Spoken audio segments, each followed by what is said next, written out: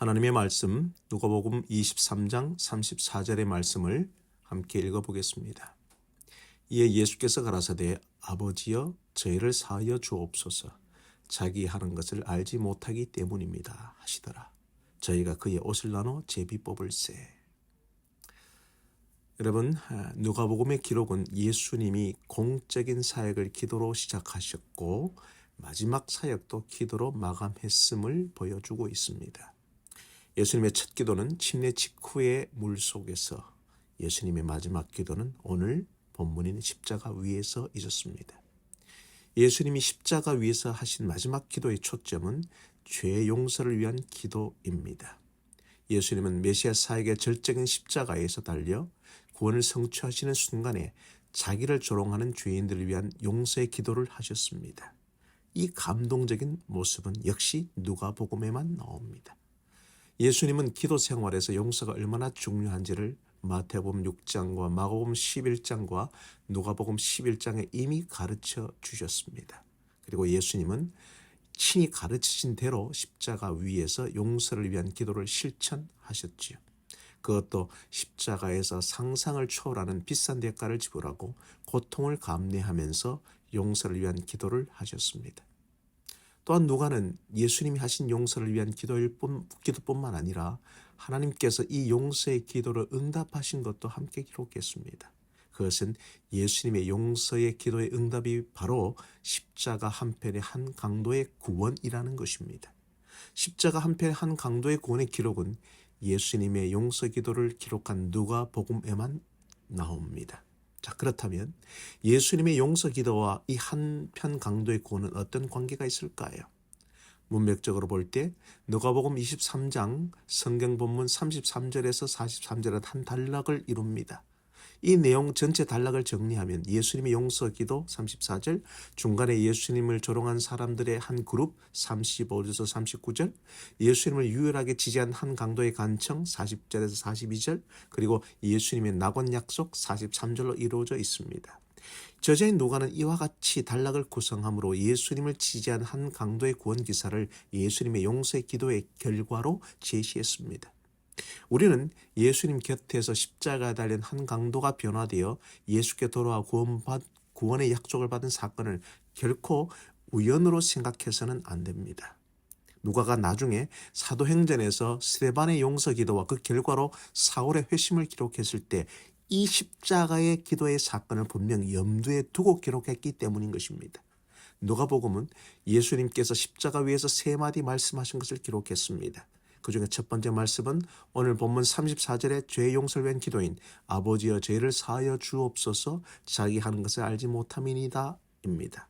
두 번째가 43절에 내가 진실로 내게 이르노니 오늘 내가 나와 함께 낙원에 있으리라는 주님의 약속이죠. 세 번째 말씀은 46절에 아버지여 내 영혼을 아버지 손에 부탁하는 기도였습니다. 그래서 사도행전 7장을 보면 스데반도 돌에 맞아 죽으면서 그의 영혼을 예수님께 부탁하고 자신을 죽이는 자의 죄를 용서해달라고 예수님과 똑같이 기도했습니다.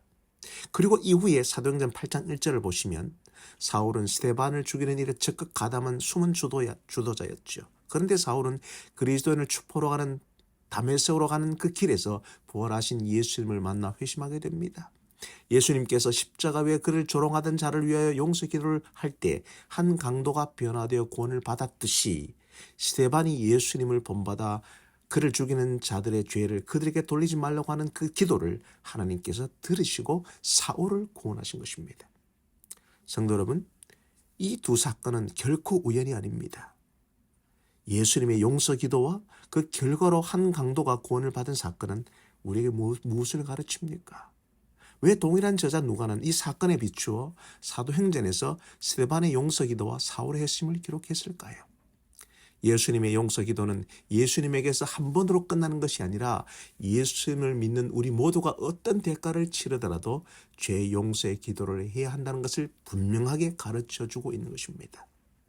예수님께서 우리의 죄 용서를 위해서 지불한 대가는 십자가 위에서 받은 하나님의 진노와 처형이요, 스데반이 지불한 것은 선교자의 죽음이었습니다. 예수님을 닮은 스데반은 이 엄청난 희생을 요구하는 값을 지불하면서 죄 용서의 기도를 드렸습니다. 이러한 용서의 기도가 죄인의 마음을 감동하여 주님께 영혼을 돌아오게 한 것이지요. 그러므로 용서의 기도를 할 수 있는 사람은 예수님의 죄 용서를 이미 받은 사람이요, 또한 기꺼이 다른 사람들을 용서할 수 있는 사람입니다. 더 나아가서 그 용서의 기도의 응답을 약속받은 사람이죠. 어떻게 나한테 그럴 수 있어? 하나님, 저는 그 사람 용서 못합니다라고 하나님께 기도를 시작한다면 이미 용서가 시작된 것입니다.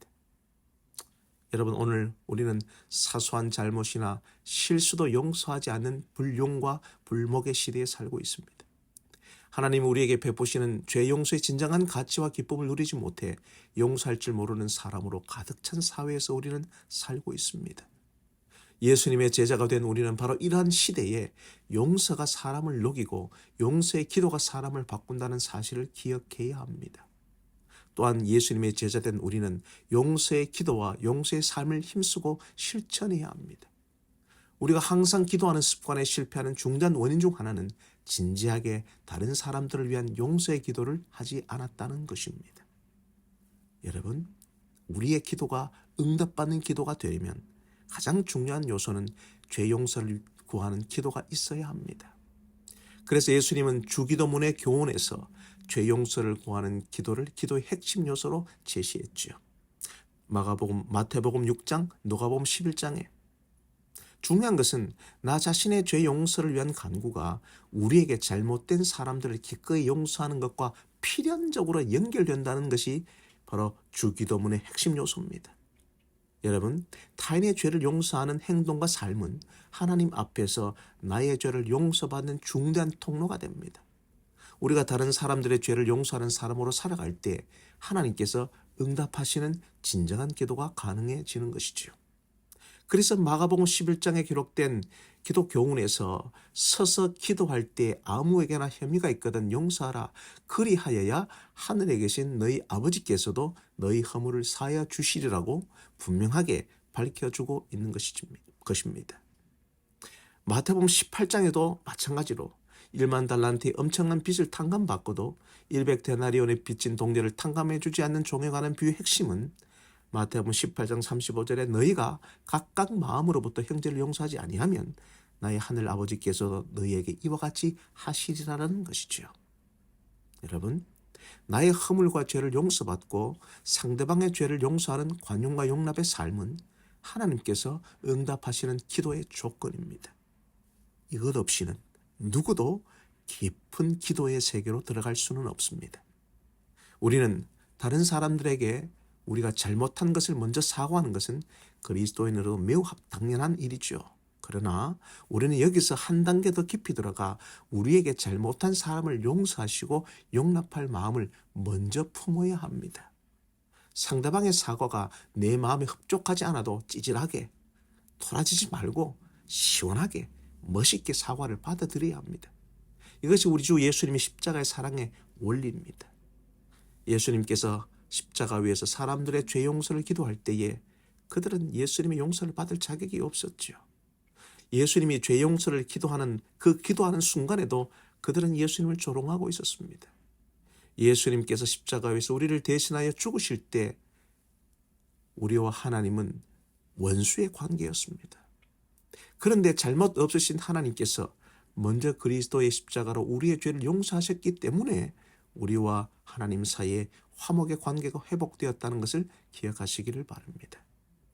여러분, 우리는 하나님과의 바른 기도의 삶을 위하여 사람들과 화목한 관계를 유지하는 삶을 살아야 합니다. 사람들에게 해를 끼치고 원한 관계를 맺고 사람들의 눈에 쓰라린 눈물이 나게 하면서 기도의 바른 생활을 절대 할 수 없지요.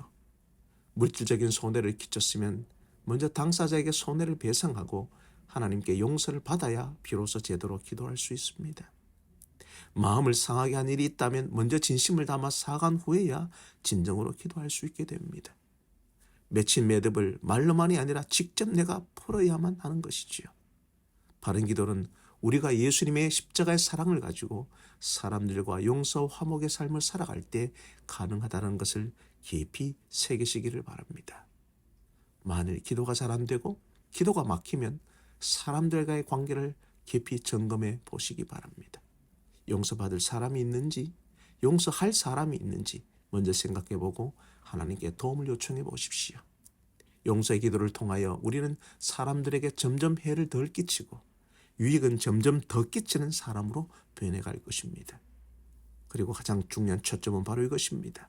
용서의 삶과 기도는 나와 주변의 사람들을 하나님 앞으로 돌아오게 하는 중요한 선교적인 역할을 한다는 것입니다. 사랑하는 여러분, 우리의 믿는 도리의 사도시며 대제사장이신 예수님을 바라봅시다. 예수님을 깊이 생각합시다. 특히 예수님의 지상 마지막 사역인 십자가에서 기도로 마감하셨음을 깊이 묵상합시다. 그 기도는 용서의 기도였습니다.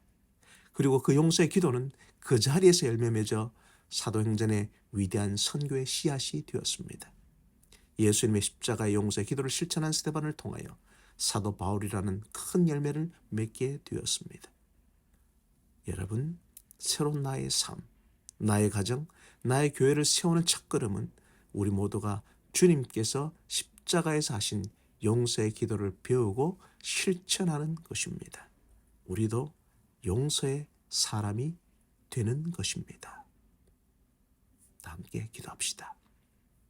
하늘에 계신 하나님 아버지, 오늘 이 시간에 절대 용서 못할 한 사람이 떠오릅니다. 그때마다 주님의 십자가의 기도가 떠오르게 하여 주시옵소서. 도무지 용서하지 못할 그 사람은 알지 못하고 한 행동과 말이오니 그 사람의 무지를 용납하는 마음을 주시옵소서. 맺힌 실타래를 풀 수 있도록 결단하고 용서를 실천하게 하여 주시옵소서. 지금은 도저히 할 수 없다면 주님이 가르쳐주신 대로 절대로 용서하기 힘들다고 기도로 고백하게 하여 주시옵소서. 결국 그 기도의 실천이 반드시 용서의 열매 맺을 것임을 믿게 하여 주시옵소서. 더 이상 우리가 과거에 발목 잡히지 말고 나의 인생과 가정과 우리 교회가 미래로 나가게 하여 주시옵소서. 예수님의 이름으로 기도합니다. 아멘.